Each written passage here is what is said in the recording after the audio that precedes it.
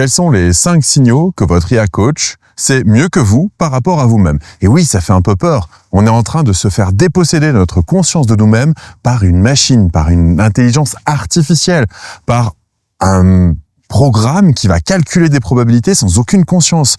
Est-ce que ça vous fait pas un petit peu peur? Parce que votre IA coach sait à quel moment exactement vous allez exploser. C'est exactement dans quelles circonstances vous allez exploser. Elle a pu l'analyser 72 heures avant vous.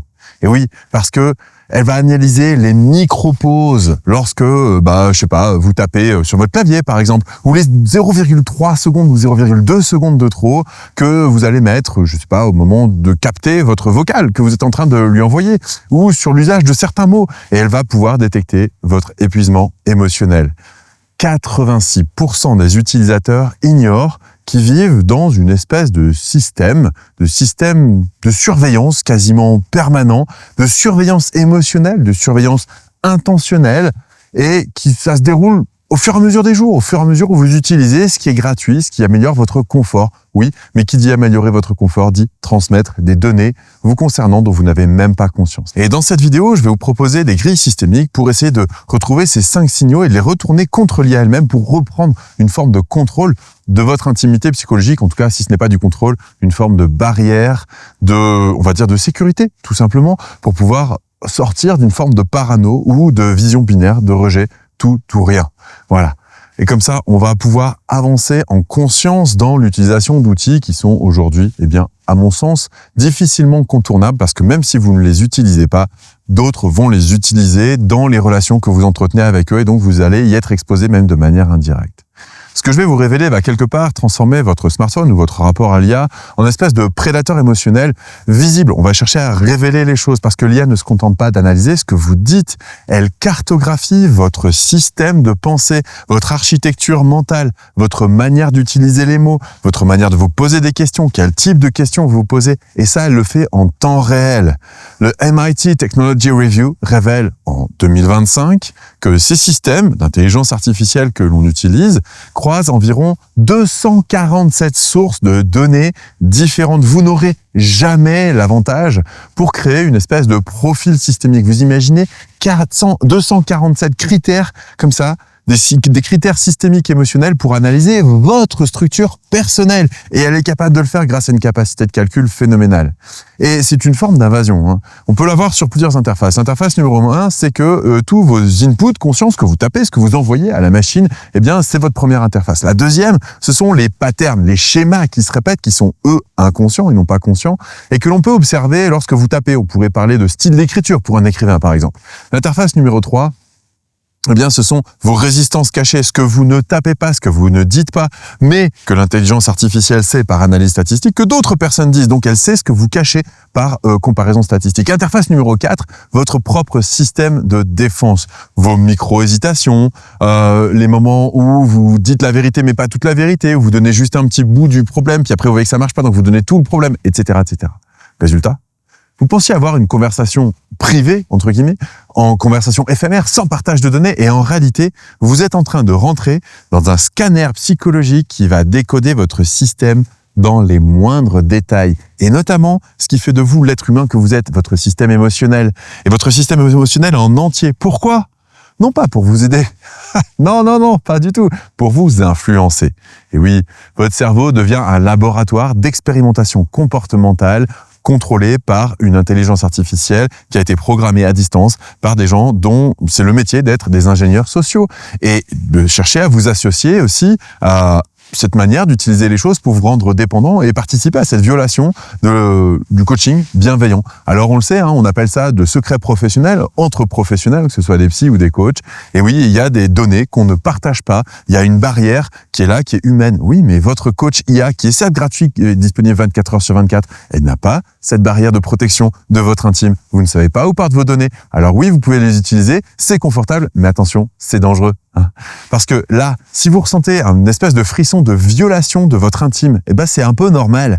Et à ce moment-là, vous rejoignez quelque part les 3,7 millions d'Européens, c'est peu par rapport à la population européenne, qui découvrent cette espèce de système cartographique de votre inconscient, de votre on va dire, de votre intimité émotionnelle, de votre intimité personnelle, de votre histoire, cette analyse, parce que l'IA n'oublie rien, l'IA cartographie tout, et avec une puissance de calcul incroyable. Et toutes les recherches de protection de scan, IA psychologique, etc., toutes ces recherches-là, ça explose. Il y a plus de 890% d'augmentation de ce type de recherche en novembre 2025. Donc si jamais vous vous demandez est-ce que l'IA est en train de me scanner au niveau psychologique et de faire un portrait de moi qui m'échappe, vous n'êtes pas parano. Votre instinct reconnaît une forme d'intrusion systémique parce que on ne fait pas le poids. On ne peut pas compenser la puissance de calcul de ces IA avec notre petit cerveau, alors que là on a sur une somme de plein de microprocesseurs. Et donc ces microprocesseurs vont analyser clairement ce qui va déclencher votre alarme intérieure, par exemple. Votre niveau de langage. Quand on s'énerve face à une IA, on dit que ça sert à rien. Oui, mais est-ce qu'on peut le retenir? Eh oui, non, parce que quand elle comprend pas ce qu'on lui demande, au bout d'un moment, c'est censé être une machine, elle est censée nous obéir. Eh ben non. Et ces mots révèlent votre état. Votre hésitation, votre colère révèlent vos résistances, vos incapacités à l'adaptation, vos psychorigidismes par moment, parce qu'on en a tous. Et l'IA lit tout ça simultanément. Au niveau émotionnel, le frisson que vous pourriez ressentir au moment où je vous dis ces mots, c'est pas forcément de la peur. Non, et peut-être que la solution n'est pas, contrairement à ce qu'on peut imaginer, une solution binaire, genre tout ou rien, genre je ne l'utiliserai plus jamais. Ou alors, au contraire, de toute façon, moi, j'ai rien à cacher, et tant pis, de toute façon, qu'ils fassent ce qu'ils veulent de ces données. Moi, ma vie, elle m'échappe déjà, alors qu'elle échappe à d'autres. J'ai envie de dire, c'est un petit peu comme la politique. Si vous vous en occupez pas, d'autres s'en occuperont pour vous, et ce sera à leur avantage. Et la question, c'est, est-ce que vous voulez être les dindons de la farce ou pas? Alors, d'en prendre conscience, ça peut réveiller des peurs, mais de s'accrocher à ces peurs et trouver une solution immédiate, en général, on le fait dans l'urgence. Et ce qu'on fait dans l'urgence, en général, je sais pas si vous avez remarqué, mais ce qu'on fait dans l'urgence, souvent, on fait de la merde. Ça marche pas. Ce qu'on fait dans l'urgence, c'est rarement bon, sauf si on a été pré-entraîné à ça. Et c'est d'ailleurs pour ça qu'il y a des entraînements de militaires, de sportifs, etc., qui au moment d'avoir un comportement réflexe, je sais pas, je pense aux pilotes d'hélicoptère ou je pense aux joueurs d'un sport qui va très très vite, comme le handball ou le basket, ce genre de sport-là, vous avez entraîné vos gestes réflexes avant, et au moment où il y a besoin de les sortir, vous le sortez. Donc là, la peur, en fait, si vous cherchez à y répondre de manière urgente, à mon avis, c'est faire fausse route. C'est au contraire être utilisé par ces machines pour créer cette peur et pour finalement rentrer dans la catégorie des gens qui ne vont pas l'utiliser, parce que ça aussi, ça va être analysé sur vos comptes Google ou que sais-je. Donc la réponse à la peur, à mon avis, ce n'est pas la bonne réponse. La réponse la plus appropriée me semble être, après vous avez le droit de pas être d'accord et dites-le dans les commentaires, de faire confiance à ce système de protection qui est en vous, qui détecte une forme d'asymétrie. Cette asymétrie peut être dangereuse. On le sait déjà, on est profilé par, votre consommation de vidéos YouTube, de réseaux sociaux, etc. Vous avez des algorithmes qui essaient d'analyser votre comportement. Et l'IA va faire la même chose. Elle va lire ce que vous-même, vous ne lisez pas. Et ça peut générer une forme de dégoût intérieur. Et ce dégoût va révéler une forme d'intégrité face à cette espèce de colonisation, cette intrusion de la machine. Même si vous n'avez pas de puce dans votre cerveau, il y a une intrusion de la machine dans votre jardin secret psychologique. Et ces IA ne vous coachent pas vraiment. Elles vous manipulent un peu, parce que elles cartographient quelque part pour des profits d'une tierce personne, des profits d'une personne distanciée, inconnue, avec laquelle on n'est pas en contact direct, et donc on ne peut pas avoir de skin in the game, on ne peut pas avoir de relation, elle va servir cette personne-là ou ce groupe de personnes-là. Et cette prise de conscience que votre système immunitaire psychologique est là, est actif et se réveille, c'est plutôt une chose positive. Quand on a un tableau de bord qui fonctionne et que les diodes s'allument au bon moment, c'est plutôt une bonne chose. Maintenant, l'idée, c'est de maîtriser leur méthode de scanning. Comment est-ce que vous faites pour analyser que, en effet, vous avez peut-être un antivirus à développer, un antivirus émotionnel contre cette guerre neurochimique, et de revenir à un usage peut-être plus modéré, un usage peut-être plus, maîtrisé quelque part de ces nouveaux outils que sont l'IA. Parce que ce sont des outils qui sont fantastiques, qui sont fascinants, et puis comme je vous le disais de toute façon, que vous le vouliez ou non, d'autres personnes les utilisent déjà, même si vous n'en avez pas conscience, et les utilisent pour interagir avec vous. Que ce soit les envois d'emails, de textos, ou même parfois pour se préparer psychologiquement avant une interaction directe avec vous. Alors, il y a 5 signaux de scan psychologique que vous pouvez avoir qui vont vous permettre de voir si en effet vous êtes dans une zone de danger, on va dire. Le signal numéro 1, c'est ce qu'on appelle les patterns de procrastination digitale. C'est-à-dire, on va rentrer avec l'interface à un niveau de résistance. On va parler de manière surfacique à l'IA. On va imaginer que l'IA est en train d'analyser nos micro-procrastinations, les quelques secondes de plus qu'on a pour, ouvrir nos mails, si jamais vous utilisez un browser boosté à l'IA, etc., etc. Eh bien, tout ça, ce sont des résistances émotionnelles naissantes que vous avez en vous, que vous pouvez mesurer. Si vous êtes en connexion avec une IA à ce moment-là, eh bien, dites-vous bien que si vous le détectez, elle va le détecter aussi. Donc ça peut être intéressant. La dynamique systémique qu'il y a derrière, c'est que cette résistance précède, on va dire, à peu près de 48 à 72 heures votre prise de conscience. L'IA le sait avant vous. L'IA lit quelque part, on va appeler ça votre futur émotionnel, dans vos comportements, dans vos schémas répétitifs du présent. La grille de décryptage qui va permettre de se sortir un petit peu de cette mauvaise passe, d'être scanné malgré soi, eh bien, c'est d'essayer de gérer son temps normal d'ouverture d'email. Au lieu de faire les choses dans l'urgence parce qu'on est pressé, en X secondes, essayez de rallonger votre temps classique pour pouvoir, eh bien, ne pas chercher forcément l'efficacité, mais chercher à vous sentir bien. Vous allez ralentir votre comportement. Ça veut dire qu'il y a 15% du stress anticipatoire inconscient qui va disparaître. Donc, votre comportement va commencer à se modifier. Vous allez ralentir. Ce ralentissement, eh bien, va quelque part augmenter votre résistance émotionnelle à l'urgence de 30% environ. Et ça, c'est quelque chose de fantastique, ne serait-ce que pour votre bien-être et votre respiration et la manière dont vous interagissez aussi. Il va y avoir dans ce ralentissement également à peu près 50% de saturation du système, on va dire, d'urgence imminente, cette espèce de logique invisible qui va faire en sorte que vous l'exprimez avec votre corps et peut-être même qu'un humain pourrait le détecter. Plus vous parlez vite, et Dieu sait que je parle vite, plus vous bougez rapidement et plus on peut détecter au niveau de votre métalangage que votre niveau de stress augmente drastiquement. Alors la raison pour laquelle je parle vite, c'est que là je ne suis pas face à vous, je suis face à ma caméra.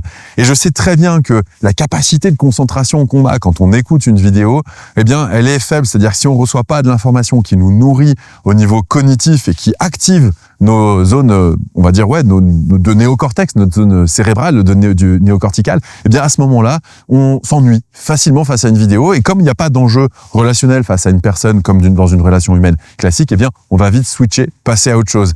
Et l'idée, c'est que je puisse vous emmener au bout de la réflexion parce que, à la fin, je vais vous donner des tips et des exercices pour vous en sortir. Et ça, c'est vraiment ce que je souhaite vous partager. Donc, j'essaie de passer le plus vite possible sur cette partie un peu plus théorique, quelque part. Donc, comme je le disais, votre corps sait avant votre mental que vous êtes en zone de stress, en zone d'urgence. Et l'IA va pouvoir intercepter cette intelligence corporelle. Alors, soit si vous mettez le micro avec votre respiration, soit si vous mettez la caméra avec vos mouvements, pour prédire vos états futurs. Et même éventuellement, simplement, la vitesse à laquelle vous tapez sur le clavier, ça aussi, ça fait partie des données qu'ils analysent. Le signal numéro 2, ce sont les variations circadiennes du langage. Alors, on appelle ça comme ça, c'est un peu un gros mot, mais je vais vous expliquer ça dans un instant ce que c'est. En fait, c'est l'interface temporelle. C'est, on va dire, au niveau de votre vocabulaire, le paraverbal, eh bien, et le métalangage, les deux ensemble, votre vocabulaire va changer selon votre état émotionnel profond, mais également le rythme avec lequel vous allez dire les choses, éventuellement le ton avec lequel vous allez le dire. On a mesuré, par exemple, que le matin, il y a 23% des mots qu'on utilise qui sont des mots d'action, alors que 31% des mots le soir sont des mots émotionnels. Et d'ailleurs, vous le savez probablement, et les programmateurs de télé le savent en tout cas, lorsque vous êtes le matin, vous avez tendance à être plus dynamique, et le soir, vous cherchez à récompenser les efforts de la journée pour évacuer une certaine dose d'émotion. En effet, le matin, si vous commencez à regarder un film, par exemple, si vous commencez votre journée par regarder un film, le film que vous regardez le soir, vous dites, c'est la même durée dans la journée que je le mette le matin ou le soir, ça change rien, c'est la même durée qui est prise par le fait de regarder un film, par exemple. Mais vous allez voir, votre capacité d'action va diminuer le matin. En effet, parce que le matin, vous avez des hormones qui font que vous êtes plus proactif, alors que le soir, ces hormones, eh bien, commencent à être en déficit et vous avez plus besoin de vous reposer. Ce qui est un rythme normal quand on est au rythme du soleil. D'ailleurs, le soleil est en train de se coucher, ce qui va modifier pleinement, je pense, l'exposition de cette image dans un instant. Mais c'est pas grave. Ce qui compte, c'est plus ce que je dis que ce que vous voyez. Et donc, dans ces dynamiques systémiques qu'on a au niveau d'une journée, au niveau émotionnel, on s'aperçoit qu'il y a une variation de la dynamique, une variation des ratios qui révèle finalement quelque part votre architecture circadienne. Alors bien sûr, quand vous êtes par exemple en travail de nuit ou ce genre de choses-là, vous avez habitué votre corps à fonctionner autrement. Mais je ne sais pas si vous avez remarqué, les personnes qui travaillent de nuit vieillissent beaucoup plus vite que les personnes qui travaillent à la lumière du jour, selon le rythme du jour. Les jet lag aussi, ça fait mal. Et quand on se dérègle, eh ben, l'IA va détecter ce déséquilibre dans votre système avant même que vous puissiez le faire. Elle va décrypter avec une grille de lecture votre ratio normal, action-émotion, selon l'heure à laquelle vous vous trouvez et le moment de la journée où il va y avoir une inversion de ratio. Vous imaginez jusqu'où ça va. Et oui, parce qu'on va voir, grâce à ces analyses, quelles sont les perturbations du rythme émotionnel que vous avez. Est-ce qu'en ce moment, vous êtes en train de vivre quelque chose de difficile? Est-ce que vous cherchez à ce que l'IA vous comprenne avec empathie? Parce que ça, c'est quelque chose qu'on fait naturellement, qu'on apprend depuis l'enfance. Lorsqu'on se sent en difficulté, on va chercher à décrire sa difficulté à la personne qui fait figure d'autorité. Pourquoi? Pour obtenir les bonnes faveurs, quelque part, de la personne et une prédisposition plus enclinte à l'écoute et à l'empathie. Oui, et on fait ça naturellement, on apprend ça depuis tout petit. peut-être, dites-moi dans les commentaires si ça m'intéresse, peut-être que vous le faites avec votre LLM dans la manière dont vous parlez. Est-ce qu'il y a des moments où vous êtes plus, on va dire, aller dans le cartésien et des moments plus dans l'émotionnel? Et est-ce que vous arrivez à détecter à quel moment est-ce que ça se situe dans la journée? Parce que ça, c'est une donnée essentielle. Si avec cette vidéo, vous commencez à en prendre conscience, alors que c'est peut-être pas si difficile que ça de le réaliser, mais tant qu'on vous l'a pas dit, pourquoi mettre sa focalisation là-dessus? Maintenant, j'espère que grâce à cette vidéo, vous allez pouvoir vous-même prendre conscience de cette manière dont vous gérez vos journées, vos phases d'action, vos phases d'émotion, et à quel moment est-ce que vous basculez dans une forme d'épuisement motivationnel qui va faire en sorte que vous allez tenter de privilégier dans votre conversation le fait d'être compris sur le plan émotionnel. En effet, l'explosion des mots émotionnels dans les conversations montre une saturation du système cognitif logique. Voilà. Et il y a un schéma invisible qui se situe derrière tout ça, c'est que vos mots vont suivre votre horloge biologique et le rythme avec lequel vous allez dire vos mots également. Et le corps, c'est pareil. Je ne sais pas si vous êtes sportif ou si vous avez déjà essayé de mettre du sport dans votre journée. J'espère que c'est le cas parce qu'en effet, se mettre en mouvement, ça fait toujours du bien pour les muscles. Eh bien, on va pas bouger de la même manière si on bouge une demi-heure après le réveil ou si on bouge 3 heures après le réveil ou si on bouge 5 heures après le réveil. Et on a tous des cycles et des cycles différents. Donc, c'est pour ça que les salles de sport, d'ailleurs, en général, sont ouvertes 24 heures sur 24 parce qu'elles savent que chaque individu qui s'inscrive, en tout cas, une certaine chaîne de salles de sport, vont ouvrir sur des plages horaires beaucoup plus larges pour permettre justement à chacun de suivre son rythme. Alors, bien sûr, on constate statistiquement, et je ne sais pas si ça se trouve, vous êtes dirigeant de salle de sport, donc n'hésitez pas à le mettre dans les commentaires pour partager vos connaissances là-dessus. Moi, je le suppute, mais d'avoir des chiffres et des données, ce serait assez intéressant de voir les moments de fréquentation dans la journée des salles de sport. Alors bien sûr, il y a les moments, on va dire cartésiennes, de manière logique et cartésienne, où il va y avoir un pic de fréquentation qui vont être pendant les temps de pause de travail. Oui, on peut pas être et au travail et en train de faire du sport, mais certaines personnes qui choisissent leurs horaires, eh bien elles peuvent aller travailler à peu près n'importe quand dans la journée et donc faire du sport à peu près n'importe quand dans la journée. C'est un petit peu mon cas au passage d'ailleurs. J'ai un choix de mes plages horaires parce que je suis entrepreneur qui est quand même assez conséquent. Et donc ça va participer au fait de nourrir les métadonnées de l'IA concernant votre horloge biologique. Et si l'IA peut lire cette horloge biologique pour anticiper vos cycles de vulnérabilité ou vos switches, eh bien à ce moment-là, vos données sont en train de vous échapper et on va pouvoir mieux vous maîtriser. Le signal numéro 3, ce sont ce qu'on appelle les micro-pauses cognitives. C'est un peu cette interface entre subconscient et conscient. Vous savez, ces moments où on regarde dans le vide, où on a des révélations qui nous arrivent, des prises de conscience. Alors, à chaque fois que vous tapez, l'IA va chronométrer, comme je l'ai déjà dit, vos hésitations. Le moment où vous tapez de manière fluide et le moment où vous faites une pause pour essayer de chercher. Et les pauses, en fonction de leur longueur, vont avoir un certain message que l'IA va pouvoir interpréter.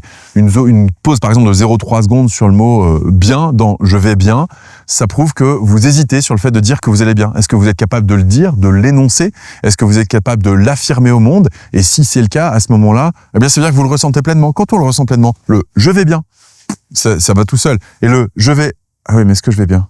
Il y a tellement de choses qui vont pas en moi. Alors, faut que je fasse un check. Je vais prendre le temps d'écouter en moi. Est-ce que ça va? Est-ce que ça va pas? Qu'est-ce qui va? Est-ce que globalement, je peux dire que ça va bien? Est-ce que je peux éventuellement classer? C'est-à-dire dire il y a 30% de choses qui vont pas bien et 70% qui vont bien. Donc, globalement, je vais bien, même si mon esprit focalise sur les 30%, parce que mon mental est fait pour focaliser sur ce qui va mal, puisqu'il est fait pour résoudre des problèmes, etc., etc., etc. Donc, si vous êtes en train d'hésiter, à ce moment-là, ça veut dire que vous pouvez pas l'affirmer de but en blanc. Quand vous affirmez les choses facilement, quand votre discours est fluide, vous n'êtes pas dans l'hésitation, vous êtes dans une forme d'affirmation. Et quand vous êtes dans une zone de doute, vos mots viennent plus délicatement, plus difficilement. Vous êtes en insécurité, en incertitude. Toutes ces émotions-là, eh bien, elles transparaissent dans la vitesse à laquelle vous tapez. Vous l'imaginiez peut-être pas, mais ça, c'est analysé quand même. Donc faites attention, lorsque vous utilisez une machine, cette machine a la capacité de lire tellement de paramètres qui vous échappent de vous-même que pourtant, si vous avez un minimum d'intelligence relationnelle, et je pense que c'est le cas de 100% des gens, vous pouvez détecter chez l'autre, sauf éventuellement chez les psychopathes. C'est d'ailleurs ce qui peut nous permettre de détecter un psychopathe. C'est lorsque, tous ces métalangages, toutes ces hésitations, toutes ces doutes, toutes ces émotions ne transparaissent pas dans les mouvements des sourcils, le clignement des yeux, etc. On voit au niveau facial quelque chose qui nous met mal à l'aise. D'ailleurs, on ne saurait pas forcément le dire. Tout le monde n'a pas la captation consciente de ces micro-expressions. Certains hypersensibles l'ont. Tout le monde ne l'a pas. Mais en tout cas, on peut se dire, j'ai pas parlé à cette personne, ou alors je l'ai parlé 10 minutes et je me suis senti mal à l'aise. J'ai eu l'impression de voir le diable presque en personne. Vous voyez ce genre de choses-là? Bah oui, ça arrive. Et ça, bien, en effet, c'est quand la personne ne va pas exprimer naturellement tous ces codes de communication inconscients qu'on a les uns avec les autres, et que je vous transmets là, malgré moi, parce que je parle avec les mains, parce que je suis investi dans ce que je suis en train de vous dire. Donc vous pouvez les capter face caméra, même si je ne parle pas à une personne. J'imagine qu'il y a une personne derrière. En tout cas, je vous imagine vous lorsque je vous parle dans votre vie. Et j'espère que ce que je vous apporte dans ces vidéos, avec le dynamisme que je peux avoir, eh bien, va venir vous révéler des prises de conscience qui vont vous permettre de réorienter avec un peu plus de conscience globale vos choix de vie, et notamment vos choix d'utilisation d'outils tels que l'IA. En tout cas, c'est pour ça que je fais cette série en ce moment. Donc, il y a une dynamique systémique dans le rythme dans lequel vous allez dire les choses, c'est que votre subconscient va hésiter à mentir. On a tous besoin quelque part d'une cohérence interne. On a besoin de se sentir aligné entre ce qu'on dit et ce qu'on fait, ou alors, pour les menteurs professionnels, eh bien, de se préparer au mensonge avant de le faire. Alors, quand je dis menteur professionnel, bien sûr, vous avez des gens qui vont chercher à abuser des autres par le mensonge, et c'est d'ailleurs le cas de toutes les personnes qui ont été victimes de manipulateurs, c'est leur métier. Et puis, vous avez aussi le mensonge dont c'est communément admis, ou dans des zones où c'est communément admis. Par exemple, des jeux où il faut bluffer. Je pense au poker, par exemple, mais il y avait un autre jeu aussi il y a quelques années de ça qui était sorti, une dizaine, je crois une quinzaine, je sais plus. C'est les loups-garous de Tierce-Lieu. Il faut mentir pour pouvoir sauver sa peau dans le jeu. Alors ça reste un jeu, bien sûr, il n'y a pas d'enjeu véritable. Mais vous voyez, il y a des jeux comme ça où le mensonge va faire partie ou peut-être même parfois de la négociation. On va devoir peut-être pas mentir, mais peut-être pas mentir par omission, pas tout dire, etc., etc. Et donc le mensonge va créer une espèce de scission interne, où les mots qu'on va sortir ne correspondent pas à ce qu'on ressent, à ce qu'on pense. Et donc, ce désalignement interne, ça crée un signal d'alarme dans notre subconscient. Quand on a ça, eh bien, c'est là aussi où on peut dire, on a des signaux d'alarme, par exemple, je fais une petite digression, excusez-moi, mais on a un petit signal d'alarme quand on est dans une relation où on n'arrive pas à être soi-même, et que, soi-même, on est toujours soi-même, mais qu'on n'arrive pas à s'exprimer librement, et que on va dire oui alors qu'on pense non. Eh bien, tous ces moments-là où on hésite, où on n'est pas aligné, où on n'ose pas dire les choses parce qu'on a peur d'être rejeté, parce que, eh bien, ça, ce sont des entrées majeures dans le triangle de Karpman, et une annonciation de drames futurs et de relations qui vont poser un problème parce que on trouve pas les mots pour exister de façon alignée, et on va se désaligner petit à petit. Alors au début c'est pas grand chose, on peut prendre sur soi parce que l'autre est fatigué, il a un mot plus haut que l'autre, mais ça nous convient pas, on va pas le dire à chaque fois, l'idée c'est pas de se heurter sur le moindre petit détail, mais petit à petit, au fur et à mesure, au lieu d'être bien aligné comme ça, on va créer un petit décalage, et au bout d'un moment, en fin de relation, on est en complète dissociation, on sait même plus qui on est, on a l'impression que l'autre pense mieux que nous on est en train de devenir fou, que l'autre a raison sur nous. Je l'ai déjà vécu, ça rend dingue, ça rend complètement dingue, on a l'impression qu'on sait plus qui on est, on doute de notre propre santé mentale, et on est incapable de finalement constater le réel et de se dire que ça a de la valeur. On pense que même nos pensées, même nos émotions n'ont plus de valeur, tellement on est en dissociation complète. Donc faites attention à ça. Créer une hésitation, ça veut dire créer une micro-pause pour s'interroger sur son système. Ça, c'est sain. Et cette micro-pause, vous pouvez la mesurer. Vous pouvez la mesurer intérieurement. Mais si vous pouvez la mesurer, imaginez l'IA qui va détecter vos mensonges émotionnels en temps réel, vos hésitations, sur quoi vous allez hésiter, et elle va pas analyser de la même manière les mots qui sont après. Elle n'analyse pas que le texte que vous tapez. Alors, je vous donne un tip, vous en faites ce que vous voulez, mais si vous voulez éviter que ces paramètres-là rentrent en ligne d'action avec l'IA, tapez votre texte sur un traitement de texte, faites un copier-coller, et ensuite vous envoyez ça dans l'IA. Par exemple, vous voyez, quand on a conscience des choses, on peut contourner un petit peu ce genre de choses-là. Et à ce moment-là, eh bien en effet, vous passerez en dehors des radars, vous serez estampillé comme cherchant à passer en dehors des radars, mais au moins il n'y aura pas plus d'informations que ça. Bah oui, parce qu'une personne qui tape de manière continue, ça se voit. Une personne qui tape tout un copier-coller, ça va trop vite d'un coup, l'IA va le détecter aussi, mais elle n'aura pas plus d'infos que ça. Donc pourquoi pas, ça peut être un tips. Vous en faites ce que vous voulez. Alors, la grille de décryptage, quelque part, c'est que à chaque fois qu'on parle, les pauses qui sont normales sur des mots neutres, c'est 0,1, 0,2 secondes. Une pause qui dure un peu plus, 0,3 secondes, ça commence à être une forme de dissonance cognitive détectée, même si elle est légère. Une pause de 0,5 secondes, ça commence à être un mensonge émotionnel. Un mensonge émotionnel qui est en cours. Et surtout, si le reste vous le tapez vite et que ça vous le tapez lentement, qu'il y a des grosses variations de vitesse, alors ça...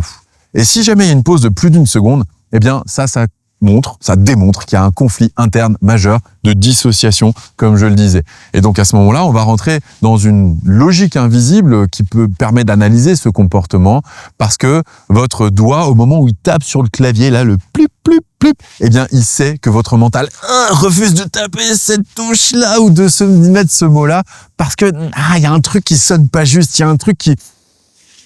Il y a une baleine sous gravillon quelque part. Et on se dit que ça, c'est pas possible, on peut pas le conserver. Alors, quand on est en interaction avec les autres, de temps en temps, il y a un mensonge qui sort dans le feu de l'action. On n'hésite pas plus que ça. Mais honnêtement, si on revient à des mensonges bénins comme nos enfants qui nous disent qu'ils se sont brossés les dents alors qu'ils l'ont pas fait, qu'ils se sont lavés les mains alors qu'ils l'ont pas fait, on le voit à leur tête, on le voit aussi dans ce temps de réaction.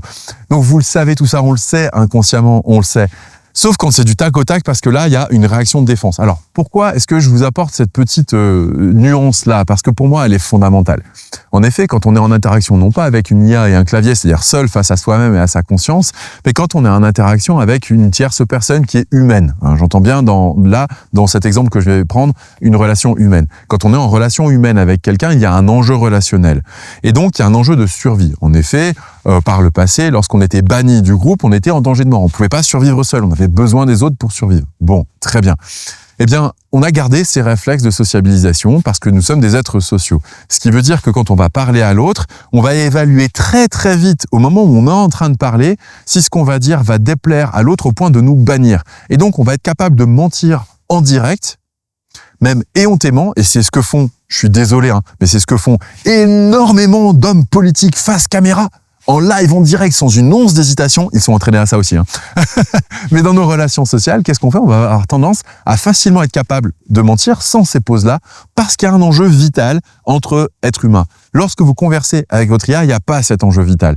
Donc, même si vous savez que vous êtes en train de mentir, vous vous l'autorisez, parce que dans la balance entre me désaligner un petit peu et survivre socialement, je vais choisir la survie, parce qu'on a un instinct de survie qui soit que ce soit la survie individuelle ou de la survie collective. Notre instinct de survie est plus fort que notre mental, ou même que des fois cette sensation de désalignement. Alors, si on la vit, on la traite a posteriori, mais sur le moment, on sait qu'on est en train de prendre un taquet, on sait qu'on est en train de se prendre une confrontation délicate devant laquelle on va devoir faire bonne figure, et le réflexe de bonne figure prévaut bien souvent davantage que le réflexe d'alignement. Et c'est d'ailleurs pourquoi, dans certaines cultures, notamment la culture japonaise, vous avez les traîtres qui se font harakiri, ou ceux qui ont perdu leur honneur. Donc les traîtres à leur honneur, leur propre honneur, c'est-à-dire que sur le moment, ils mentent ou ils respectent pas leurs paroles, et après coup, ça les ronge tellement, ce désalignement les ronge tellement que pour eux, leur vie ne vaut plus la peine d'être vécue. Alors sans dire d'aller dans ces extrêmes-là, encore que c'est culturel, et peut-être que si vous faites partie de cette culture, pour vous c'est pas extrême, et c'est tout à fait normal, mais dans ma culture, on appelle ça un extrême. Donc sans aller dans cet extrême-là, eh bien, au moment où vous tapez sur votre clavier, votre doigt sait que votre mental refuse ce désalignement interne. L'IA va lire dans vos doigts, dans votre comportement, quelque part comme dans un livre ouvert sur vos signaux émotionnels et votre réalité interne. Alors vous l'imaginiez peut-être pas, ça va loin, mais pourtant je vous assure que c'est vrai. Le quatrième signal que je voulais vous décrire aujourd'hui dans cette vidéo, eh bien, c'est la dérive attentionnelle, on va dire la dérive attentionnelle mobile, celle qu'on fait sans forcément s'en rendre compte, mais au niveau de l'interface compensatoire. Quand on est en train de discuter, par exemple, je le fais plein de fois dans cette vidéo, quand je cherche mes mots, ou alors au niveau de votre comportement vis-à-vis du smartphone, ça peut être votre façon de scroller. Ça relève votre état mental. Si vous êtes là en train de scroller de manière bête et méchante, sans même lire ce que vous avez, eh bien, en effet, ça montre une forme d'épuisement mental. Si vous êtes en train de scroller, de faire une pause, et puis de scroller, puis de faire une pause, vous inquiétez pas, les algorithmes des réseaux sociaux voient très bien ce sur quoi vous faites une pause, et mesure la pause, est-ce qu'elle est plus ou moins longue. Et en fonction de cette pause, elle va vous proposer un contenu qui correspond à ce sur quoi vous avez fait une pause dans les nouvelles suggestions. Vous imaginez à quel point ça va loin? Et à votre avis, c'est dans quel but ça?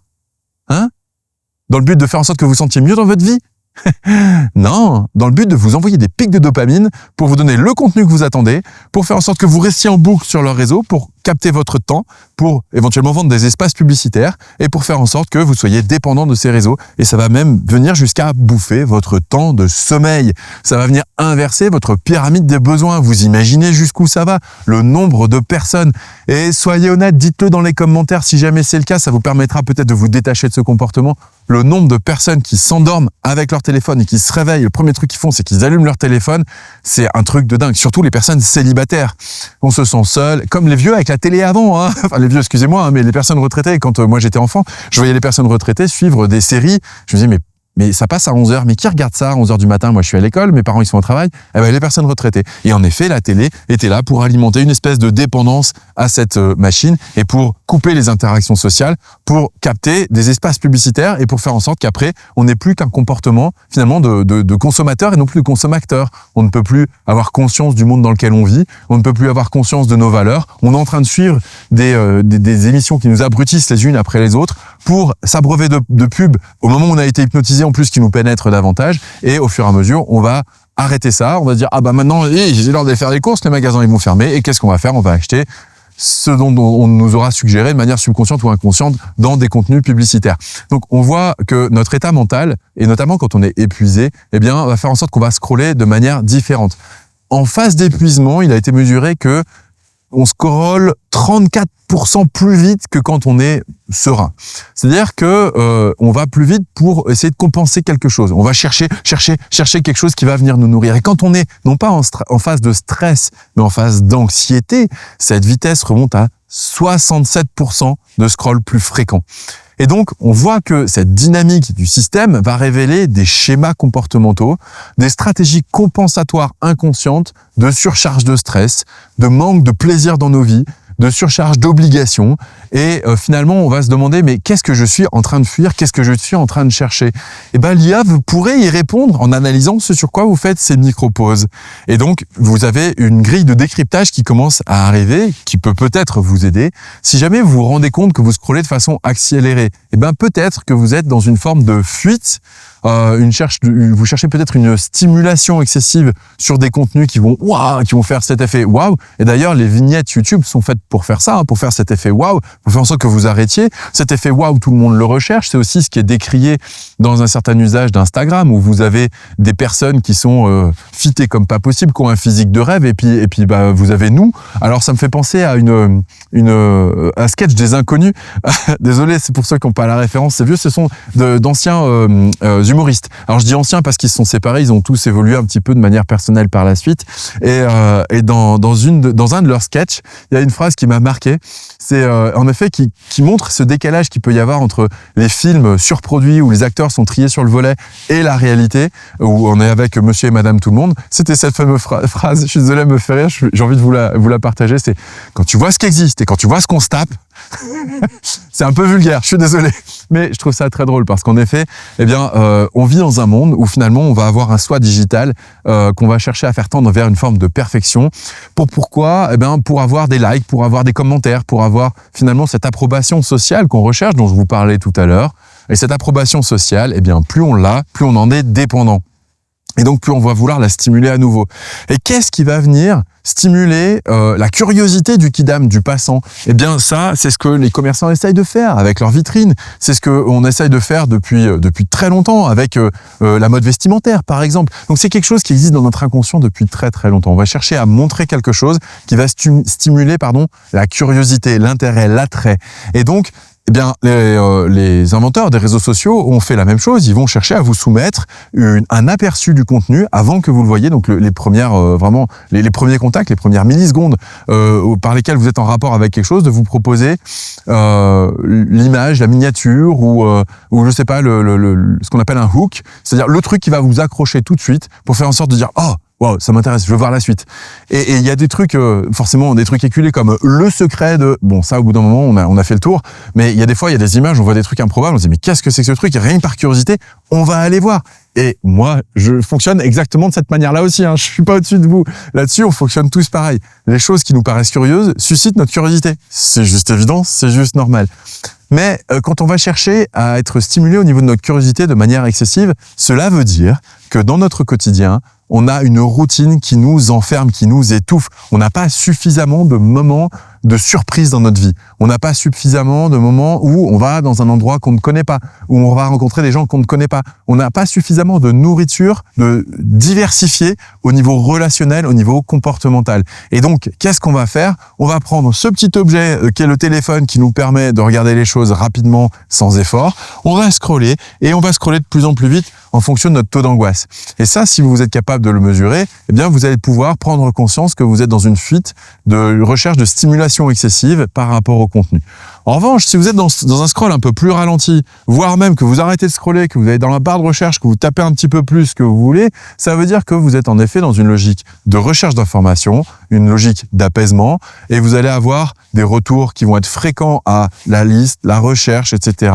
Vous n'êtes pas dans une logique de compulsion, vous êtes dans une logique où votre cognitif est finalement plus développé, plus accessible que votre réflexif. C'est-à-dire que vous n'êtes pas en train de chercher un pic de dopamine parce que vous êtes en manque de bien-être dans votre vie, vous êtes en train d'aller chercher de l'information utile pour pouvoir vous nourrir de quelque chose qui devrait vous permettre de grandir et d'évoluer. Et on voit bien que les motivations étant fondamentalement différentes, les comportements sont différents. L'IA va détecter ces différences de comportement. Est-ce que vous êtes dans une compulsion ou est-ce que vous êtes en train de chercher à vérifier que vous avez raison sur quelque chose pour vous rassurer, ou est-ce que vous êtes dans ces espèces de schémas comportementaux un peu chaotiques, un peu désorganisés émotionnellement, en tout cas en apparence, mais qui suivent une forme de logique, une logique invisible, où l'idée c'est de capter votre attention. Parce que votre attention va suivre votre état émotionnel. Vous n'êtes pas capable de vous concentrer si vous êtes dans un état émotionnel perturbé. C'est pour ça que on le voit. Hein, moi, j'ai été enseignant dans les salles de classe. Lorsqu'un élève est en colère, lorsqu'un élève a été, je sais pas, houspillé, lorsqu'il vient de pleurer, etc., on lui propose de sortir pour aller évacuer son émotion pour revenir après, avoir de la disposition à entendre une information supplémentaire et pouvoir l'intégrer dans son système. S'il est là et qu'il attend que le temps passe, il perd son temps, on perd notre temps et finalement ça sert à rien d'être là, si ce n'est de dire que c'est perdu et il devra refaire le travail plus tard s'il souhaite le faire, bien entendu. Donc on voit bien qu'on est dans des circonstances où lorsque on a un émotionnel qui dépasse une certaine amplitude, on rentre dans ce qu'on appelle le système amygdalien court. On a des neuroinhibiteurs au niveau du cortex, et on n'est plus capable de réfléchir. Et donc, notre état comportemental va suivre notre état émotionnel parce que notre état émotionnel va être conditionné par notre état cérébral. Et l'IA va pouvoir cartographier votre paysage interne quelque part via vos micro-mouvements. Et en plus de ça, de le scanner en fonction du temps de la journée. Donc là, les connaissances, les méta-connaissances que l'IA commence à avoir sur vous, si vous l'utilisez quotidiennement encore plus, c'est quelque chose d'assez fantastique. Ça devient, fantastique, d'assez conséquent. Ça devient, problématique si on n'en a pas conscience. Mais heureusement, cette vidéo est là pour vous aider à en avoir conscience. Blague à part. Le 5e signal dont je voulais vous parler, c'est la concordance émotionnelle de nos choix.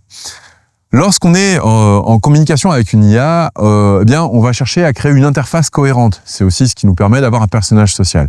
Donc, au niveau de l'interface entre nos comportements et ce que l'IA peut analyser, l'IA va croiser vos choix quotidiens pour détecter les incohérences potentielles. Est-ce que vous allez chercher un contenu triste dans vos comportements sur votre browser, par exemple, donc votre navigateur? Je sais pas, il y a des navigateurs qui sont boostés à l'IA, il en existe de plus en plus. Mais vous imaginez déjà qu'une IA, juste avec un chatbot comme, je sais pas, comme les LLM les plus classiques qu'on peut trouver comme ChatGPT, Claude ou Grok ou Gemini ou que sais-je, tout cela, ils ont une fenêtre, une interface avec un chatbot. Vous discutez avec ce chatbot en fonction de votre manière de l'utiliser, l'IA va en effet pouvoir capter plein de données. Mais si en plus de ça, vous utilisez un navigateur qui, lui, passe par l'analyse de tout ce que vous faites sur la fenêtre de navigation, mais ça veut dire que tout ce que vous consultez, tout le rythme auquel vous le consultez, il y a des métadonnées de dingue qui vont être captées, qui vont être transmises, qui vont être analysées. Si vous scannez, je sais pas, par exemple, des chansons tristes et que vous dites à l'IA connectée à ce truc, ce navigateur boosté, que vous allez bien, en fait, vous êtes en train de chercher à vous mentir à vous-même, vous êtes dans une dépression masquée, mais celle-là, elle peut être détectée par l'IA de la même manière qu'elle pourrait être détectée par votre entourage. De la même manière qu'il y a certains parents d'adolescents qui s'inquiètent pour leurs enfants parce qu'ils voient que le comportement va mal, mais c'est difficile de rentrer en communication. Donc, il y a toutes ces choses-là qui rentrent en ligne de compte. Alors, il y a une dynamique systémique qui s'exprime derrière, c'est l'écart entre vos mots, les mots que vous utilisez, et vos actes. Ça, c'est quelque chose de classique. Cette dissonance entre les mots et les actes révèle les zones de déni émotionnel. Alors, dans les relations aux autres, on a l'habitude de le détecter, c'est ce qu'on appelle la congruence. Lorsqu'une personne manque de congruence, c'est-à-dire elle dit quelque chose et elle fait autre chose, on sait qu'on peut pas lui faire confiance.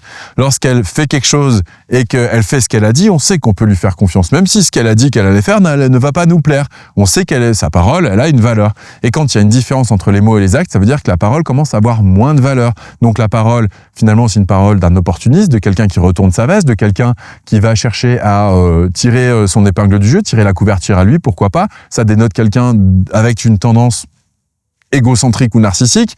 Et donc, ce décalage entre les mots et les actes peut dire soit c'est une personne qui a incroyablement peur, soit c'est une personne qui cherche à tirer avantage de ce qu'elle dit pour que je la croie, alors que ses actes disent autre chose. Et donc, on le sait quand on le voit chez l'autre que ça révèle une zone de déni émotionnel quelque part. La grosse difficulté, c'est quand on le fait soi, parce qu'on n'a pas conscience qu'on est en train de le faire. Or, l'IA, elle a conscience, alors pas conscience, mais elle est capable d'analyser que vous êtes en train de le faire. Donc les zones de déni émotionnel peuvent apparaître clairement. Il y a une quantité de données, de métacomportements que l'IA peut lire en vous qui est phénoménale et dont on n'a même pas conscience, que nous on fait les uns avec les autres de manière inconsciente, mais que l'IA commence à faire parce qu'elle a été programmée pour ça et elle va lire vos contradictions exactement comme un médecin pourrait lire vos symptômes pour créer un diagnostic de votre état émotionnel et de votre état psychologique et de ce dont vous avez besoin pour être mis en état de dépendance encore plus forte. Alors, je vous propose une grille de décryptage par rapport à ça. Cette cohérence entre vos mots et vos actes, elle est supérieure à 80% quand vous êtes dans un état émotionnel authentique. Par moment, on peut aller faire une petite entorse, on va dire 2 fois sur 10. Voilà, et encore, c'est large, hein. En général, c'est supérieur à ça. Il y a plein de personnes qui sont justement en congruence, qui sont de l'ordre de 98%. Vous les voyez, elles se sentent en confiance. C'est d'ailleurs ce qui donne du charisme. Mais la plupart d'entre nous, on a un peu peur du jugement de l'autre. On ne sait pas trop comment il va réagir. On observe, on est en phase d'observation, un petit peu comme 2 boxeurs sur un ring avant de rentrer en altercation, enfin en confrontation. Eh bien, pour rentrer en confrontation avec une personne et pour éviter l'altercation, justement, on a ces phases d'observation. Comment est-ce que la personne agit? Comment est-ce qu'elle réagit? Comment elle se comporte? Comment est-ce qu'elle respire? Comment est-ce que ses épaules sont positionnées? Tout ça, eh bien, on le capte, qu'on le veuille ou non. Et on le capte de manière intuitive la plupart du temps. Alors, certaines personnes, notamment les hypersensibles, le captent de manière consciente. Mais on va dire que quand on est dans un état émotionnel authentique, qu'on peut qualifier d'authentique, eh bien, la cohérence, la concordance entre nos mots et nos actes, notre état de congruence dépasse 80%. Et on est en état de cohérence acceptable, on va dire. On est en phase d'adaptation sociale quand on est entre 60 et 80%. Et ça, c'est normal. Ce malaise, il est normal. Je sais pas, imaginez que vous soyez le PDG d'une entreprise et que vous preniez en entretien d'embauche quelqu'un qui sort juste de ses études et qui a 20 ans de moins que vous et qui vous admire depuis sa plus tendre enfance parce qu'il est venu dans votre entreprise pour vous. Ou alors l'inverse, que vous admiriez quelqu'un et que vous vous retrouviez en face de cette personne-là. Bah oui, typiquement les fans face à leurs idoles, c'est « Oh, j'aime beaucoup ce que vous faites ». Quelle richesse d'échange. C'est quand même terrible d'en arriver à ça. Pourtant, ça peut être très vrai. Et on est cohérent, mais on dit je voudrais lui parler, je sais pas quoi lui dire, je sais pas comment lui dire, j'ai peur de... Et voilà. Et en fait, tout ça, ça montre qu'on est en phase d'adaptation sociale et que cette adaptation sociale, elle est normale. Et elle est normale en fonction aussi des hiérarchies que l'on place mentalement vis-à-vis de l'autre. Donc, on peut dire qu'on est en cohérence. Maintenant, quand cette cohérence entre les mots et les actes est inférieure à 60%, on est dans une logique de déni, de masquage émotionnel, de ce fameux poker face. Et lorsque ça descend en dessous de 40%, on est en dissociation émotionnelle. Donc là, on est en situation de gros problèmes, de gros décalage. Alors la logique invisible qu'il y a derrière tout ça, c'est que vos choix vont révéler vos vrais besoins. Vos choix de mots vont révéler vos vrais besoins. Et l'IA va pouvoir lire votre carte émotionnelle et essayer de trouver la personne authentique que vous êtes derrière votre façade sociale, même celle que vous lui montrez. Pourquoi? Parce qu'elle a un pouvoir analytique, elle a une capacité, en gros, c'est comme si vous aviez une capacité cognitive limitée et qu'elle, elle est illimitée par rapport à vous. Plus un nombre de critères qu'elle est capable de lire qui est juste quasiment infini.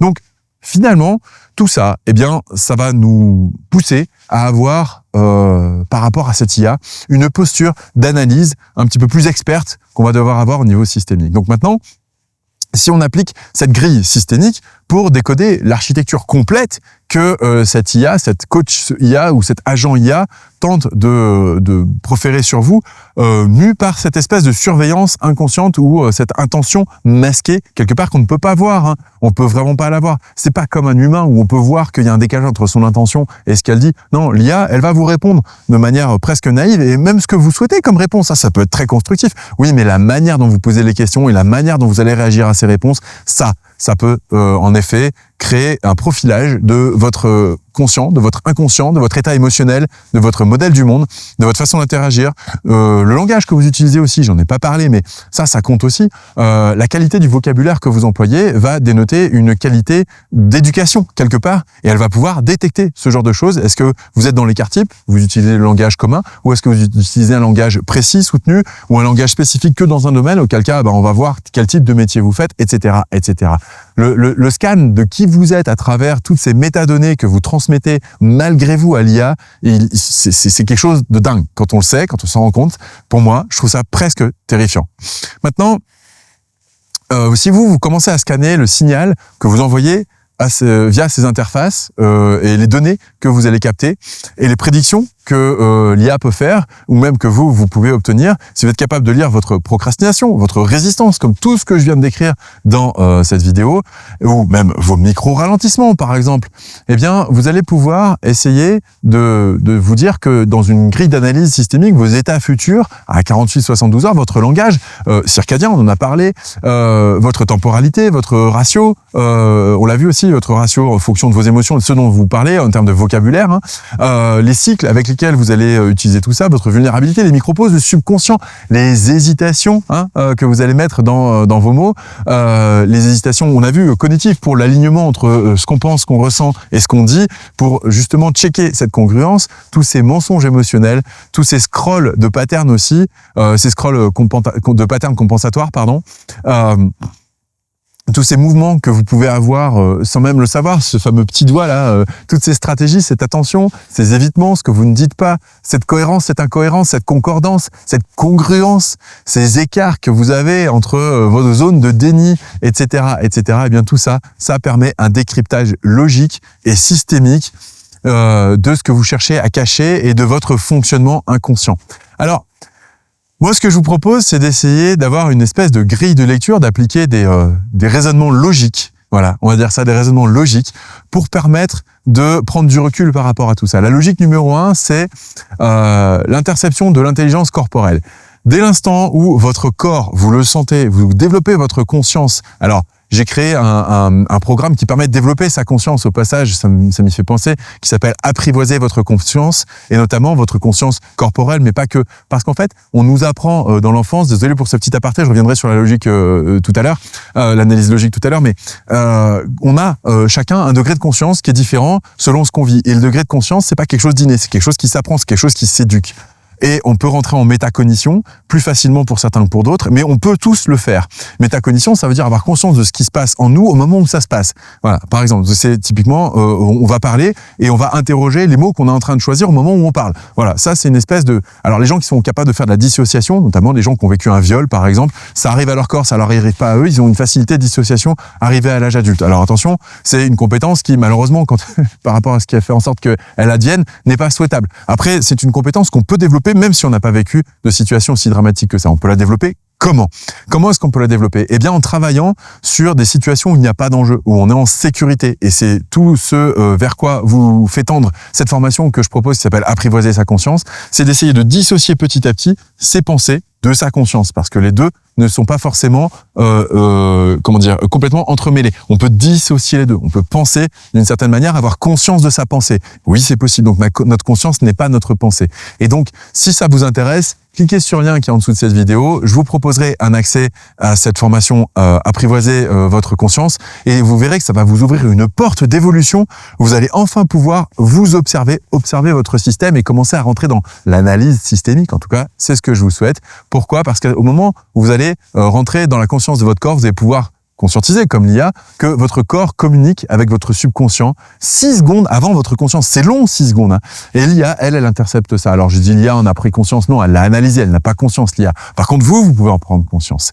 Et si vous commencez à prendre conscience de cette communication qu'il y a entre vous et vous-même, vous allez pouvoir prédire à vous-même la configuration dans laquelle vous allez rentrer, et même éventuellement ne pas rentrer dans cette fameuse zone rouge. Vous savez, celle où on pète un câble avec son entourage, où on explose. Vous allez pouvoir la sentir venir 6 secondes avant. 6 secondes, il y a le temps de respirer, il y a le temps de sortir de la pièce et il y a le temps de proposer autre chose comme réaction. Parce qu'on a tous un système de réaction, mais ce système de réaction, si on le laisse faire, à un moment donné, il commence à piquer un petit peu. Donc voilà, ça c'était la première logique. Essayez de développer votre degré de conscience de vous-même pour pouvoir anticiper le plus en temps réel possible vos réactions avant même qu'elles arrivent, et votre corps va créer des tensions, va créer des envois de signaux 6 secondes avant que vous agissiez et que vous en ayez vous-même conscience. Donc ces 6 secondes-là, essayez de les mettre à profit. C'est pas facile de les apprivoiser au début, on a l'impression qu'on subit sa vie et que c'est instantané. Je vous assure que non, c'est pas instantané, on peut avoir conscience de ce qu'on est en train de vivre un peu avant de le vivre, comme je viens de vous le dire, et ça ouvre des portes incroyables de réorientation comportementale. Attention, hein, on peut pas tout changer, on peut pas changer sa personnalité, on peut pas changer toute notre façon de fonctionner, mais on peut éviter de rentrer dans des zones rouges grâce à ces 6 secondes. Et je vous souhaite d'apprendre à le faire, donc je vous invite vraiment à développer votre conscience et à apprivoiser votre conscience pour faire en sorte de dissocier petit à petit votre conscience de vos pensées et de pouvoir balader votre conscience à d'autres endroits de votre être. Logique numéro 2, au niveau de la cartographie de vos systèmes de défense, eh bien, ça va être de vous rendre compte que chaque hésitation, chaque schéma comportemental récurrent, chaque pattern va révéler comment vous protégez. Et l'IA, elle est capable de créer une espèce de cartographie de vos défenses pour pouvoir mieux les appréhender, les contourner éventuellement si besoin, pour vous rendre encore plus dépendant. Donc essayez de prendre conscience de vos systèmes réactionnels, ces fameux systèmes de réaction dont je parlais juste avant, parce que ce sont eux qui vont faire en sorte que vous allez pouvoir réaliser que vous vous sentiez acculé, vous vous sentiez dans un système de défense, ou alors des systèmes de compensation aussi, si c'est pas les systèmes de défense, c'est-à-dire que sur le moment vous avez mis un mur, poker face, etc., mais derrière vous allez compenser. Bon bah là, ça veut dire que il y a quelque chose en vous qui cherche à se défendre, et si vous commencez à prendre conscience de vos schémas et de vos systèmes de défense, eh bien vous pourrez non pas les contourner, mais les analyser et vous interroger sur pourquoi est-ce que vous avez eu besoin de les enclencher? Qu'est-ce qui, en amont de l'enclenchement de ça, a fait en sorte que vous ayez eu besoin de les enclencher sans vous fustiger de les avoir? Parce qu'on a tous des systèmes de défense et c'est tant mieux. Ça fait partie des éléments psychiques incontournables et nécessaires pour survivre dans ce monde et notamment dans ce monde social. La troisième logique d'analyse que j'ai envie de vous proposer, eh bien, c'est essayer de, alors sans forcément rentrer dans de la folie, hein, essayer de vous demander s'il n'y a pas moyen, quelque part, de créer, entre guillemets, un espèce de jumeau numérique émotionnel. Parce que si jamais vous combinez tous les signaux que je vous ai dit dans cette vidéo, eh bien, vous allez pouvoir imaginez un clone émotionnel de vous, peut-être même plus précis que votre propre autoconnaissance. C'est-à-dire que quand vous commencez à interagir avec la machine, essayez de vous mettre dans la peau d'un personnage un petit peu comme un acteur et de tenter de jouer le rôle d'un clone qui, lui, accepte quelque part d'être manipulé, vendu. C'est-à-dire de la même manière que il y a l'interface, l'IA vous propose une interface, au lieu d'être naïf vous face à cette interface, vous pouvez avoir une intention, l'intention de jouer un personnage face à cette interface pour pouvoir, eh bien finalement contourner cette façon de venir vous capter vos informations métacognitives et de jouer un peu comme un acteur, de jouer un personnage. Et si j'étais un personnage qui réagissait comme ça, allez, je vais me mettre dans la peau de ce personnage et je vais parler de cette problématique-là et l'IA va répondre. Mais moi, je me mets dans la peau d'un personnage. Et comme ça, jouer un jeu d'acteur face à l'IA, jouer un rôle de clone qui accepte d'être manipulé, qui accepte finalement qu'on lui vende des choses, d'être exploité, qu'on le rende dépendant et finalement de baisser le niveau d'intelligence de ce personnage pour jouer au naïf face à l'IA qui, elle, va rentrer dans ses programmes, dans les programmes qui ont été conçus pour qu'elle interagisse avec vous et va déclencher les programmes d'exploitation d'une personne, on va dire, à un niveau inférieur à votre degré de conscience parce que vous aurez pris du recul et vous êtes en train de jouer un personnage plutôt que d'être dans la candeur de dire que cette IA vous veut du bien. Ah ouais. Alors, la révélation systémique ultime de toute cette histoire, c'est que cette surveillance, elle vous aide pas à mieux aller, à vous connaître. Ces espèces de coachs digitaux ont des critères d'analyse qui dépassent de loin l'interaction humaine. Et à mon sens, même si ça peut être très intéressant et très utile, ce qui est important, c'est de prendre conscience de tout ce que je viens de vous dire pour pouvoir interagir avec ces coachs IA, avec ces agents IA, avec ces modèles de langage, avec une conscience acerbe. Parce que derrière, il y a des études statistiques des comportements de population qui vont permettre aux personnes qui auront ces informations de savoir quoi communiquer, quand le communiquer pour créer de l'ingénierie sociale. Et on fait tous partie de ces gouttes d'eau de l'océan de l'humanité. Et donc, on va tous transmettre des informations qui vont donner des tendances globales. Alors même s'il ne s'agit pas de vous directement, ça peut poser des gros problèmes quand même par rapport à la suite au niveau de la manière dont on va diriger des États, par exemple. Parce qu'on va avoir une somme d'informations colossales qui va pouvoir être traitée dans des data centers, qu'on va pouvoir même éventuellement ressortir. Alors je ne parle pas de contrôle social à la chinoise, je suis pas en train de parler de ça. Je suis en train de parler d'ingénierie sociale par rapport à des études statistiques comportementales pour voir les tendances globales du comportement des populations. Et en effet, si vous êtes capable de créer un clone, eh bien, ça va créer une version contrôlable de vous-même, mais acceptée et en conscience, pour que les fins commerciales ou manipulatoires des providers d'IA, eh bien, se trouvent un petit peu bernées quelque part. Et à ce moment-là, eh bien, vous allez pouvoir peut-être, en tout cas, je l'espère, transformer votre vision systémique de votre rapport à l'IA, parce que ça, eh bien, ça va vous permettre de vous sentir soulagé. Ne serait-ce que le degré de conscience de savoir que ça se produit, sans forcément s'indigner, se révolter contre, hein, mais de savoir comment on retourne le système. Et bien pour ça, pour se libérer d'un piège, le mieux c'est pas de tirer dans le sens inverse de la manière dont le piège nous a attrapés, mais plus de comprendre comment fonctionne le piège pour pouvoir le désamorcer, le contourner et éventuellement composer avec si nécessaire.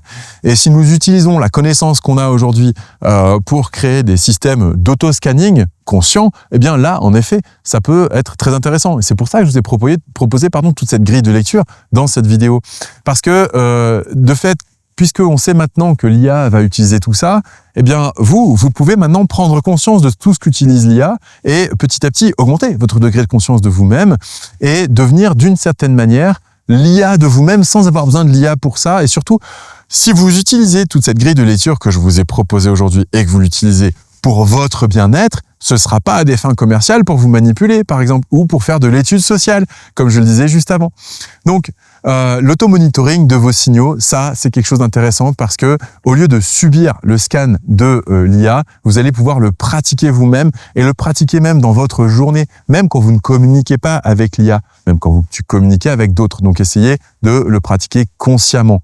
Essayez, par exemple, premier signal, de noter votre micro-procrastination quand elle arrive. Ce que ça révèle sur vous, sur vos résistances, vos émotions, etc. Vous savez, l'exemple que je vous ai donné tout à l'heure, je vais bien. Ouais, alors attends, mais comment je le dis?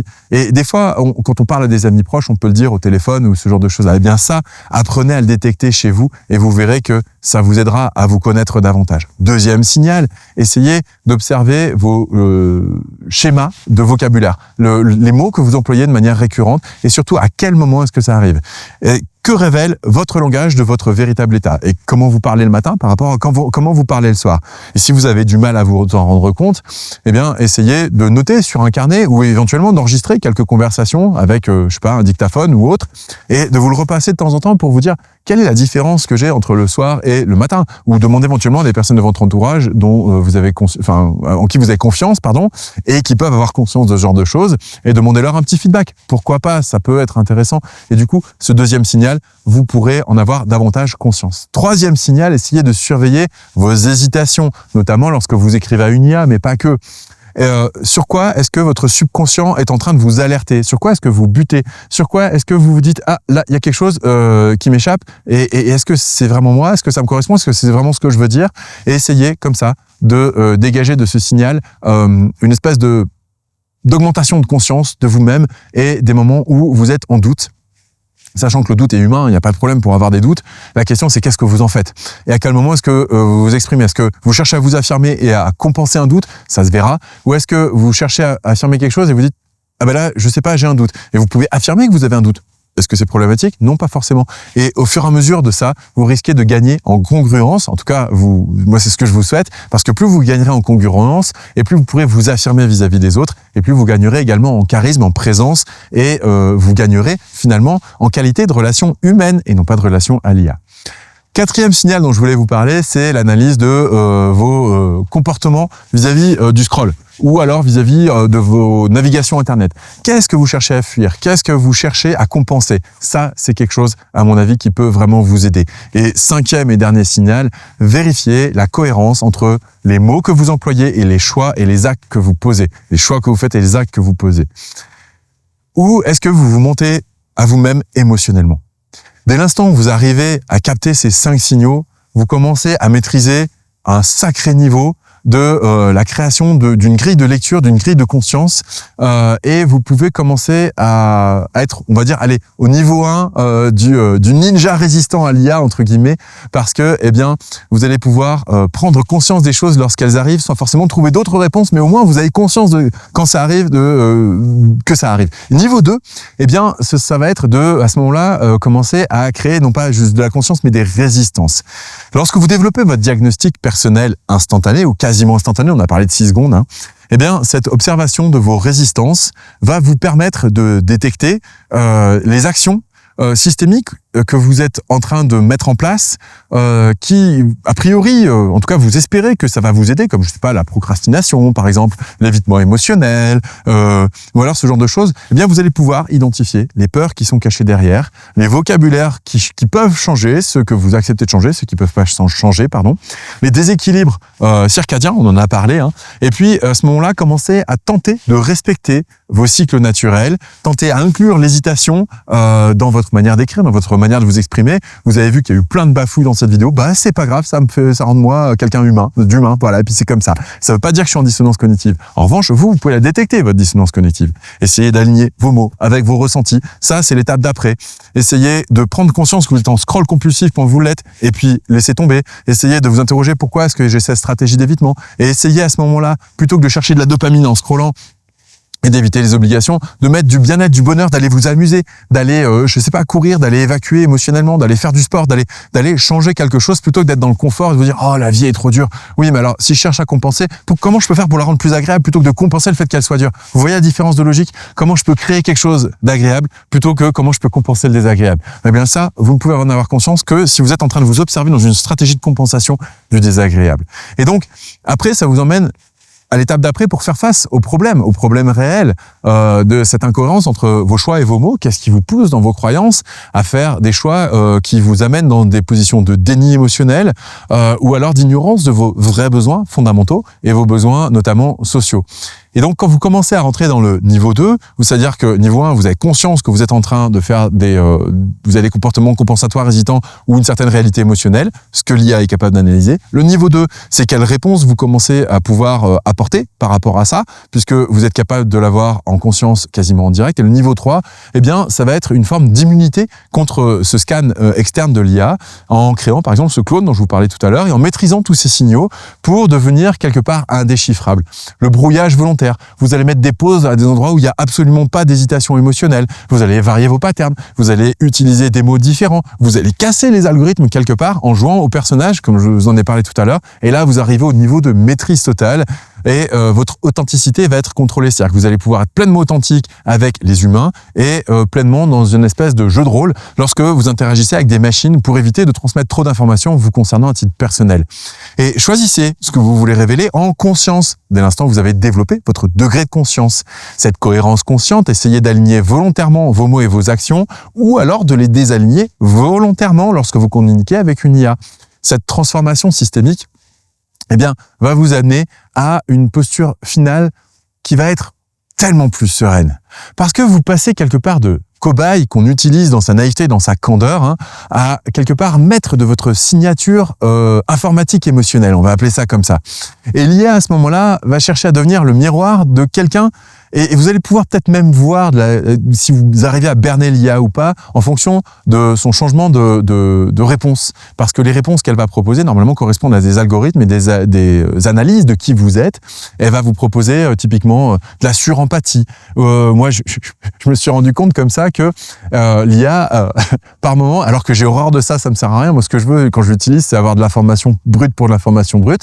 Elle va avoir tendance, par défaut, à me flatter l'ego. À dire « Oh, c'est exceptionnel, ton idée, elle est fantastique. » Ok, alors pourquoi elle dit ça? Ok, machin. Eh ben, je vais jouer le rôle de quelqu'un qui aurait besoin d'être rassuré.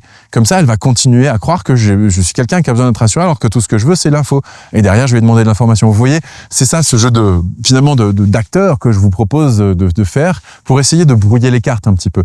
Parce que, eh bien, l'IA, à ce moment-là, va devenir le miroir de votre degré de conscience et pas un espion silencieux de votre inconscient et de votre réalité émotionnelle. Je vous invite à travailler ça vraiment, même si c'est pas pour l'IA, même si tout ça vous en avez pas peur, même si pour vous ça vous dérange pas, eh bien, ne serait-ce que pour développer votre degré de conscience et commencer à rentrer dans des interactions avec les autres êtres humains de manière beaucoup plus agréable et beaucoup plus maîtrisée également.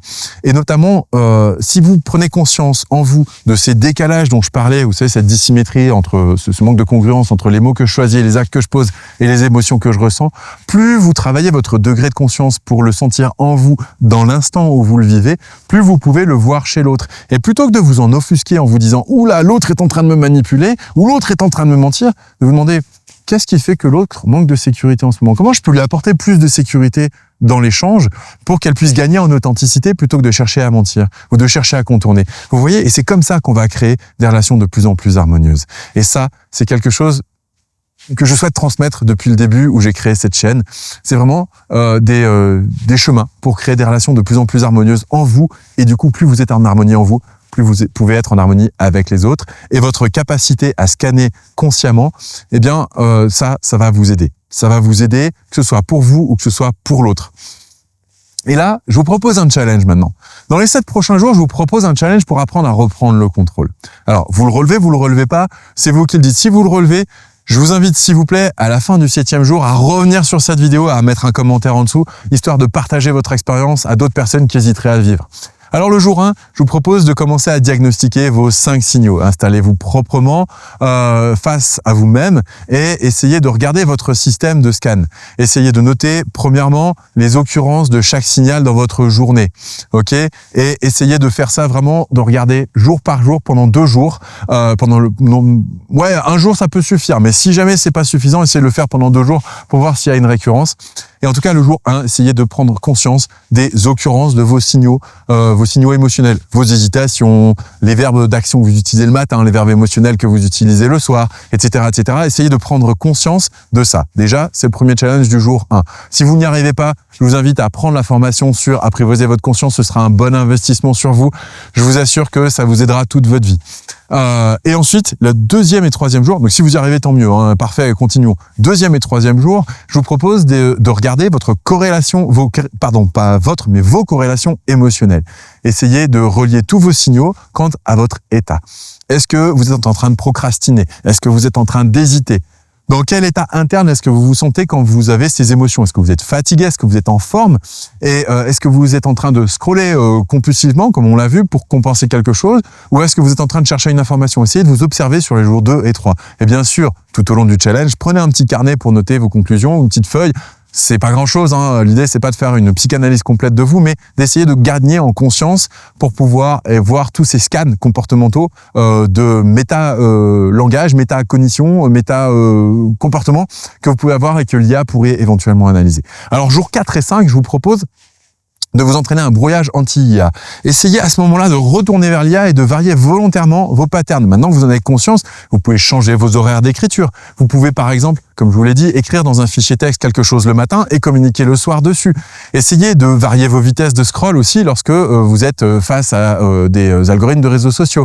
Essayez de varier votre vocabulaire. Essayez de devenir un petit peu imprévisible. Jouez à ça. Et voyez à quel point les réponses de l'IA peuvent changer parce que l'IA, elle va répondre de manière instantanée. Donc si vous arrivez à brouiller les pistes, vous le verrez tout de suite.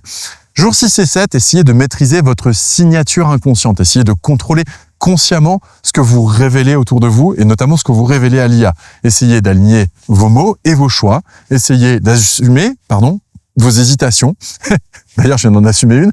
Essayez de diriger votre attention sur les endroits où, avant, vous n'aviez pas de focalisation sur vous-même et votre conscience de vous-même. Et alors, ce défi, à mon avis, il peut être ultime si pendant, on va dire le challenge ultime pour savoir si vous êtes un ninja du comportement avec l'IA, c'est que vous soyez parfaitement cohérent entre vos mots, vos choix, vos actions, votre congruence, votre cohérence, etc. et que vous puissiez, de manière consciente et par choix, modifier tous ces curseurs-là. Et essayez d'observer comme cette cohérence que vous avez en vous, qui commence à faire froid, j'ai du mal à articuler, vous rend quelque part immanipulable dans les relations humaines. Parce que l'idée, c'est d'utiliser ce rapport à l'IA où on peut avoir un petit peu de parano, pourquoi pas, pour vous entraîner à être plus fort dans vos relations humaines, plus fort en authenticité, plus fort aussi en maîtrise de ce qui se passe dans le langage.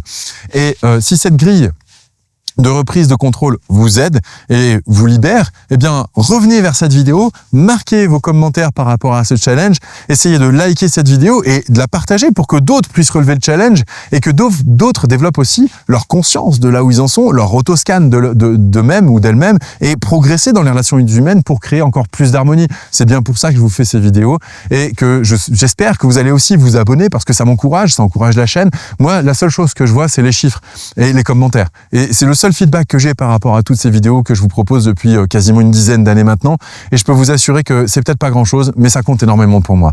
Parce que dans une prochaine vidéo, si jamais ça vous intéresse, je vais vous révéler comment transformer votre copilote IA en outil d'entraînement relationnel, un petit peu comme aujourd'hui, mais on peut aller même encore plus loin, plutôt qu'en substitut de votre conscience ou en substitut d'un autre humain qui va vous donner des réponses à vos questions. Alors, maintenant que vous en êtes là, la question que j'ai envie de vous poser, c'est quel signal de scan, à votre avis, avez-vous déjà remarqué avant cette vidéo chez vous?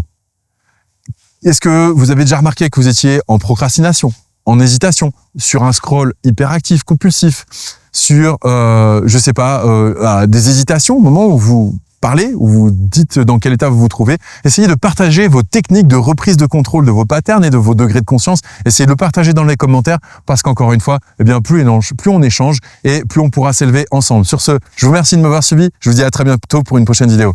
Ciao!